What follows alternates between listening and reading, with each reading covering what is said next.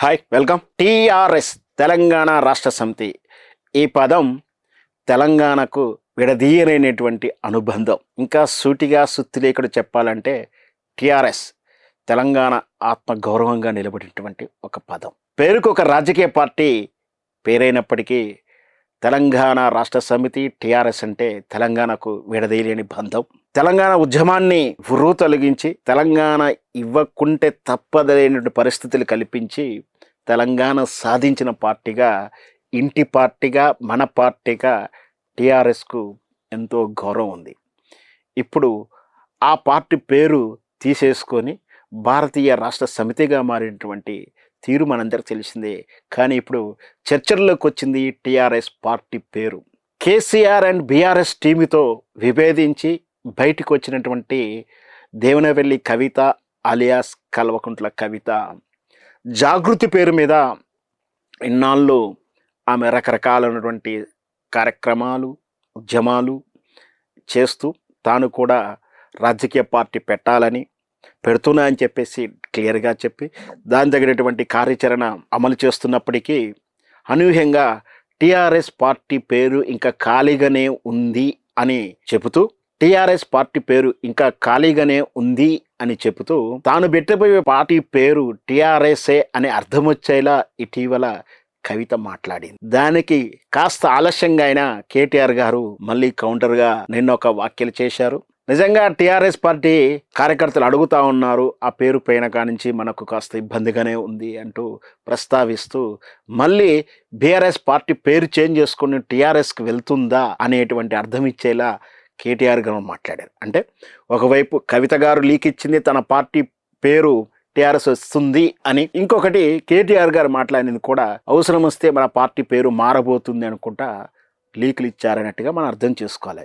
ఈ అన్నా చెల్లెల లీకుల అర్థం ఏంటి, అసలుకు ఎందుకు చేస్తున్నారు అంటే స్పష్టంగా కవిత గారైతే ఒకవేళ టిఆర్ఎస్ పార్టీ పేరు మార్చుకుంటే ఎలా ఉంటుంది అనే ప్రజాస్పందన చూస్తానికి కాస్త లీకులు ఇచ్చేసిందనిగా భావించవచ్చు. సహజంగా రాజకీయ నాయకులు ఇలాగే చేస్తుంటారు. ఒక అభిప్రాయాన్ని కానీ, ఒక స్కీమ్ని కానీ, ఒక ఏదైనా సరే చేయదలుచుకున్నప్పుడు ముందస్తు లీకులు ఇస్తారు. ఇస్తే ప్రజల నుంచి వచ్చే స్పందని, అంటే ఏదైనా పేరు మారుస్తున్నప్పుడు కానీ, ఏదైనా కొత్త స్కీమ్ పెడుతున్నప్పుడు కానీ, పాలసీని తీసుకొస్తున్నప్పుడు కానీ ప్రజలు ఎలా స్పందిస్తారని ఇండైరెక్ట్గా లీకులు ఇచ్చి ప్రజల స్పందన చూసి దాని తగ్గట్టు ఉన్నటువంటి మార్పులు చేర్పులతో ఆ పథకాన్ని తీసుకురావడం కానీ, లేదా దాన్ని మార్చడం కానీ, లేదా ఆ ప్రపోజల్ని విత్డ్రా చేసుకోవడం కానీ చేస్తూ ఉంటారు. అలాగే కవిత గారు కూడా టిఆర్ఎస్ మార్చుకుంటే ఎలా ఉంటుంది ప్రజాస్పందన అనేది చూసి ఉండవచ్చు. కానీ నాకున్న సమాచారం ప్రకారం అయితే టిఆర్ఎస్ పార్టీ పేరు పెట్టుకుంటే కవితకు నెగటివ్ అవుతుంది అన్నటువంటి సమాచారాన్ని ఇచ్చారు కొంతమంది అభిప్రాయకులు అనేది నాకు అందుతున్న సమాచారం. సరే, వాళ్ళు ఎవరేమి ఇచ్చినా కూడా నా వ్యక్తిగత అభిప్రాయం ఏంటంటే టిఆర్ఎస్ అని పార్టీ పేరుతోటి కవిత ఒకవేళ పార్టీ పెట్టుకుంటే ఇన్నాళ్ళు ఆమె సాధించుకున్నటువంటి ఏది బీఆర్ఎస్తో విభేదించిన తర్వాత బయటకు వచ్చిన తర్వాత ఆమె కొన్ని ఉద్యమాలు చేసి కొన్ని ప్రశ్నలు సంధించి కొంచెం అలా అంటే బీసీ నినాదం కావచ్చు, బీఆర్ఎస్ పార్టీ మీద కావచ్చు, లేదా రేవంత్ రెడ్డి మీద కావచ్చు రకరకాలైనటువంటి మూమెంట్స్ చేసింది. దాని ద్వారా సంపాదించిన క్రేజీ అంతా కూడా మట్టిలో పోసినట్టు, నీళ్ళల్లో పోసినట్టు టిఆర్ఎస్ పెట్టుకుంటే.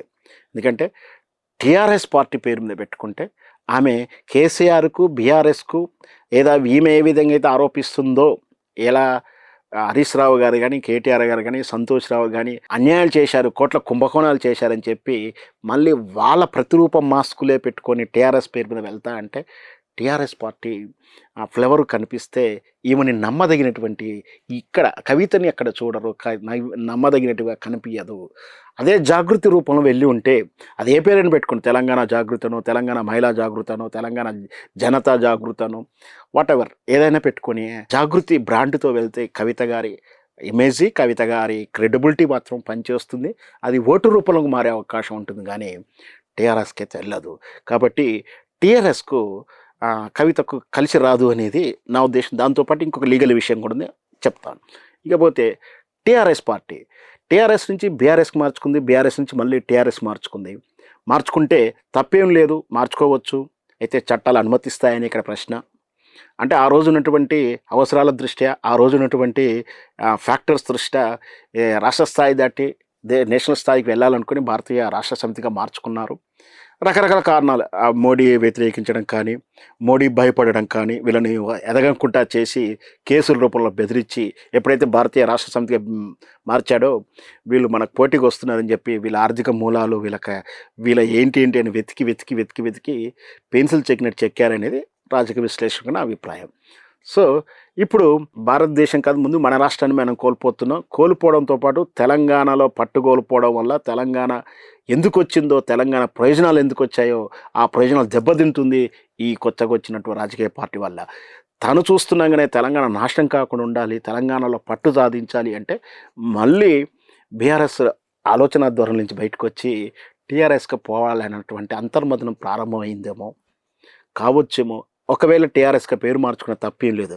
ఇక్కడ కవిత గారు కోరుకున్న, మళ్ళీ ఈ కేసీఆర్ టీం బీఆర్ఎస్ టీం కోరుకున్న, మరి ఈ పార్టీ పేరు టీఆర్ఎస్ పార్టీ పేరు వీళ్ళకి దక్కుతుందా అనేది ఇక్కడ లీగల్గా మనం ఆలోచించాల్సిన విషయం. ఎలక్షన్ కమిషన్ నిబంధనలు ఏం చెప్తున్నాయనేది చూడాల్సిన విషయం. అయితే ఇక్కడ బీఆర్ఎస్ పార్టీ పేరు మార్చుకుంది కాబట్టి టీఆర్ఎస్ పార్టీ ఖాళీగా ఉంది అనేది వీళ్ళ వాదన. కానీ ఎలక్షన్ కమిషన్ నాకున్న విషయ పరిజ్ఞానం మేరకు చెప్తున్నా, ఎలక్షన్ కమిషన్ రూల్స్ ప్రకారం స్ట్రీమింగ్ ఉన్నటువంటి ఒక ప్రధానమైనటువంటి స్రవంతిలో బాగా అంటే ఓట్లు సాధించే పర్సంటేజ్ సాధించినటువంటి ఒక ఎఫెక్టెడ్ పార్టీ పేరు కాబట్టి వదులుకున్నప్పుడు 6 years వరకు ఫ్రీజింగ్లో ఉంటుంది. 6 సంవత్సరాలు ఎవరికి కేటాయించకుండా ఫ్రీజింగ్లో ఉంటుంది. ఆ తర్వాత ఎవరికైనా కేటాయించవచ్చు. అంటే ఈ 6 సంవత్సరాలలో తిరిగి మళ్ళీ బీఆర్ఎస్ అడిగితే వెళ్ళే అవకాశాలు ఉంటాయి. కానీ ఇక్కడ ఇంకెవరు కొత్త వ్యక్తులు ఎవరైనా కవిత కావచ్చు, ఇంకెవరైనా కావచ్చు, ఆ పార్టీ పేరు ఇవ్వడానికి వీలు లేదు. కాబట్టి ఖచ్చితంగా కవిత గారికి టీఆర్ఎస్ పార్టీ పెట్టుకునే అవకాశం రాకపోవచ్చేమో. ఇప్పుడు పార్టీ పేరు మారి కేవలం 3.5 సంవత్సరాలు 4 సంవత్సరాలు కూడా కాలేదు, ఫ్రీజింగ్ పీరియడ్లో ఉంది. కాబట్టి వీళ్ళు మళ్ళీ ప్రయత్నం చేస్తే వీళ్ళకే దక్కే అవకాశాలు ఎక్కువగా ఉంటాయి. కాబట్టి ఇప్పటికిప్పటిగా టీఆర్ఎస్ అనేది ఎవరికి చెందదు, కేవలం వెళితే మళ్ళీ ఆ కేసీఆర్ నేతృత్వంలో ఉన్నటువంటి పార్టీకే వెళ్తుంది. వేచి చూద్దాం మరి అసలు ఎవరు ఆ పార్టీని పేరు మార్చుకోవాలని కోరుకుంటారో, ఎవరు ఎలక్షన్ కమిషన్ దగ్గరికి వెళ్ళి ఫైట్ చేస్తారో, ఎలక్షన్ కమిషన్ రూల్స్ ప్రకారం ఆ టైటిల్ ఎవరికి ఇస్తారన్నది వేచి చూడాల్సిందే. Hi friends, thank you for watching this video. ఈ వీడియో గనుక మీకు నచ్చినట్లయితే దయచేసి లైక్ చేయండి, షేర్ చేయండి. ముఖ్యంగా మా ఛానల్ 24/7 న్యూస్ టీవీని సబ్స్క్రైబ్ చేసుకోండి. ఆ తర్వాత మీ విలువైన అభిప్రాయాల్ని, మార్పులు, చేర్పులు, కావాల్సిన వీడియో ఏమన్నా ఉంటే మన వీడియో కింద కామెంట్ సెక్షన్లో కామెంట్ రూపంలో తెలియజేయండి. నమస్కారం, సాయిదంచిక మాట్లాడుతున్నాను. ప్లీజ్ సబ్స్క్రైబ్, షేర్, లైక్ చేయండి 24/7 టీవీ ఛానల్. హాయ్ నమస్తే, నేను మీ Sonia Akula. Please subscribe to 24/7 news TV. Hi అండి, అందరికీ నమస్తే. నేను Mankota Prasad. Please do subscribe 24/7 news TV. Political, entertainment and infotainment updates కోసం like, share, subscribe 24/7 news TV.